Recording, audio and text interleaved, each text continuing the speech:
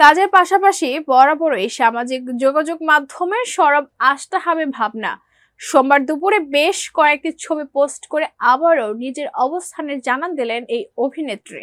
সেই পোস্টে তিনি মনে করিয়ে দিলেন যে সব ধরনের কাজের জন্য তিনি সেরা ও যোগ্য। আস্থা হবে ভাবনা লিখেন, নিজেকে মনে করিয়ে দিচ্ছি আমি যোগ্য, সেরাটা পাওয়ার জন্য উপযুক্ত। এটি আমার ব্যক্তিগত নীতি, যা আমি প্রতিদিন সকালে অভিনয়ের আগে নিজেকে বলি। নট আউট নাটকের মাধ্যমে অভিনয় জীবন শুরু আসমা হাবিব ভাবনার। এটাই ছিল তার প্রথম টিভি নাটক। এরপর নিজের অভিনয় দক্ষতা দিয়ে দর্শকদের একাধিক নাটক উপহার দিয়েছেন। ভয়ঙ্কর সুন্দর চলচ্চিত্রের মাধ্যমে চলচ্চিত্র কেরিয়ার শুরু করেন ভাবনা।